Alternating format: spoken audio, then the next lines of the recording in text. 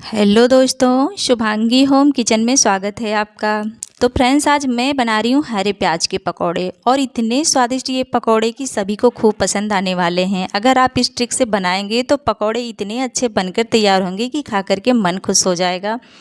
और आपके घर में गेस्ट आ रहे हैं, अगर आप इस तरह से पकौड़े बना करके खिला देंगे तो वो आपसे पूछ ही लेगा कि आपने बनाया कैसे है इसे। इतना अच्छा पकौड़ा कि खा करके सभी का मन खुश हो जाए, और ऊपर से एकदम क्रिस्पी और अंदर से इतने अच्छे से पके हुए, और ये तेल बिल्कुल भी नहीं पीते हैं। अगर आपके पकौड़े तेल पीते हैं तो आप इस तरह से बनाएंगे तो पकौड़ों में तेल बिल्कुल भी नहीं होगा, और बनाना भी आसान है। तो चलिए फिर बना लेते हैं इन पकौड़ों को।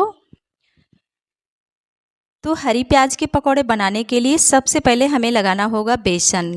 तो हमने यहाँ पर 1 कप बेसन लिया है। तो बेसन आप ब्रांड का लें तो ज़्यादा ही अच्छा है। तो बेसन में हम क्या करेंगे, थोड़ा थोड़ा सा पानी डालेंगे। पानी डाल करके इसे हम अच्छे से फेंट लेंगे।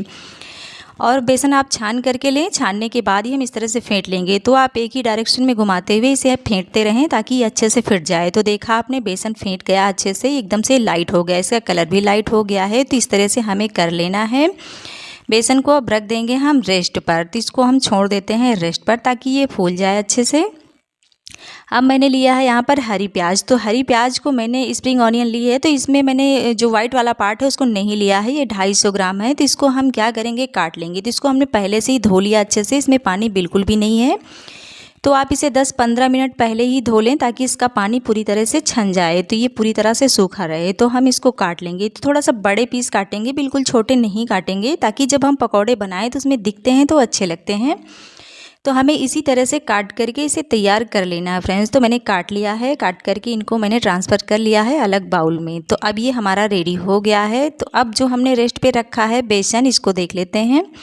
बेसन हमारा फूल गया है पूरी तरह से। तो हम बेसन में ही सारी फ्लेवर वाली चीज़ें पहले ही मिला लेते हैं। तो मैंने यहाँ पर डाला 1 छोटी चम्मच जीरा, और सौंफ डाला है, बिल्कुल थोड़ा सा बारीक वाली सौंफ है। साथ ही यहाँ पर मैंने लिया है 1/4 चम्मच यहाँ पर मैंने लिया है अजवाइन। अजवाइन को हाथ से क्रश करके ही डालिएगा। जब भी आप अजवाइन यूज करें तो आप इसी तरह से डालें, इससे फ्लेवर बहुत ही अच्छा आता है। अब साथ ही यहाँ पर डालेंगे थोड़ा सा हींग। तो हींग ज़रूर से डालिएगा। और मैंने यहाँ पर डाल दिया है काली मिर्ची का पाउडर आधी छोटी चम्मच, और 1 चम्मच धनिया पाउडर। साथ ही यहाँ पर मैंने डाला है चाट मसाला, बिल्कुल थोड़ा सा। तो आप चुपके से डाल दीजिए, इसका फ्लेवर बहुत ही अच्छा आता है। और बिल्कुल थोड़ी सी कलर के लिए हल्दी यूज किया है, और इसी में डाला है बारीक कटी हुई हरी मिर्ची, और यहाँ पर 1 चम्मच कसा हुआ अदरक, और 1 चम्मच यहाँ पर कसा हुआ मैंने लहसुन डाल दिया है। साथ यहाँ पर मैं डाल रही हूँ 1 मीडियम साइज़ की बारीक बारीक पतले पतले लच्छे में काट करके प्याज ऐड कर दिया है। तो सभी चीज़ों को हम हाथ से मसलते हुए मिक्स कर लेंगे। तो ये प्रोसेस हमें हरी प्याज डालने के पहले ही कर लेना है ताकि सारी चीज़ें हमारी अच्छे से मिल जाएँ। आप हरी प्याज को यूज़ कर लेते इसमें तो वो मसलते से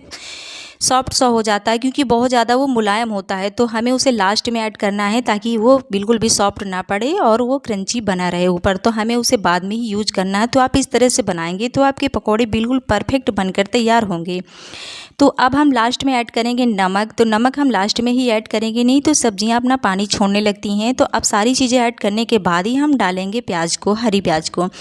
तो हरी प्याज को इस टाइम डालते समय हम हाथ से ताकत लगा के नहीं मसलेंगे, एकदम सॉफ्ट हाथों से ही इसे हम मिलाएंगे ताकि ये अच्छे से मिल जाए। तो हमें इसी तरह से मिलाना है। पहले डालते और इसको मसलते हुए हम मिला देते तो इसका पता ही नहीं चलता, एकदम गल जाता है इसमें।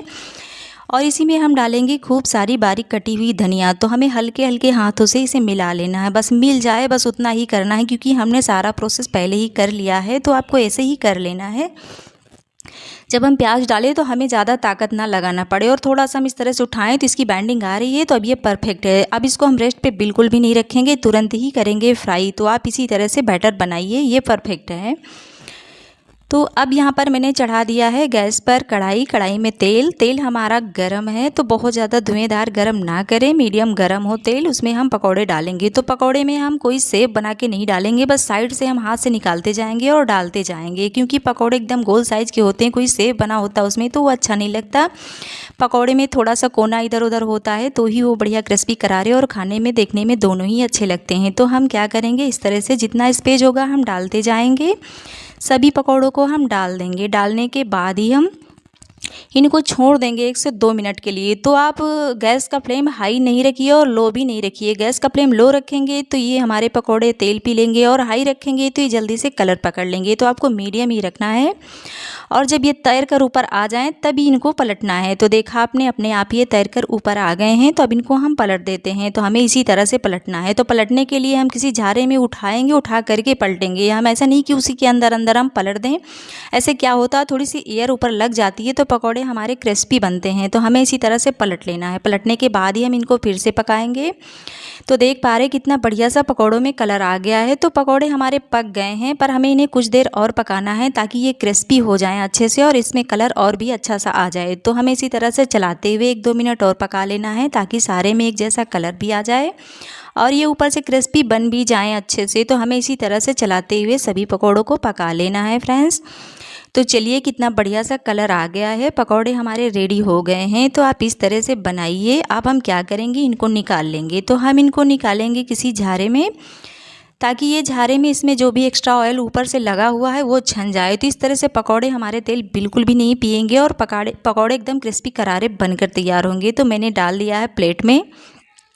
तो दूसरा बैच भी मैंने सेम प्रोसेस से ही रेडी कर लिया है। तो ये हो गया है तैयार फ्रेंड्स। तो आप इस तरह से बना सकते हैं। एकदम क्रिस्पी करारे पकौड़े हमारे बनकर तैयार होते हैं। आप सर्व कीजिए चाय के साथ या फिर रेड केचप के साथ, किसी भी चीज़ के साथ खाइए। इतने ज़बरदस्त ये बनकर तैयार होते हैं फ्रेंड्स। और रेसिपी अच्छी लगे तो प्लीज़ लाइक कीजिएगा, शेयर कीजिएगा, कमेंट करके ज़रूर से हमें बताइएगा कि कैसे बनते हैं, और बना के भी ट्राई कीजिएगा। और साथ ही मेरे YouTube चैनल को भी सब्सक्राइब कीजिए। बेल आइकन स्विच के साथ ऑल पर भी क्लिक कर दीजिएगा ताकि हमारा डेली का नोटिफिकेशन आपको आसानी से मिल सके फ्रेंड्स। तो इस तरह से आप पकौड़े बनाइए, आपके पकौड़े परफेक्ट बनेंगे और बहुत ही ज़्यादा ये अच्छे बनकर तैयार होंगे और सभी को ये खूब पसंद आएंगे। और इसका टेस्ट भी इतना अच्छा होता है कि सभी को खूब पसंद आएगा। तो आपको ये ट्रिक ज़रूर से पसंद आएगा। आप ट्राई ज़रूर कीजिएगा। Bye bye. फिर मिलती हूँ नई ब्लॉग में नई रेसिपी के साथ।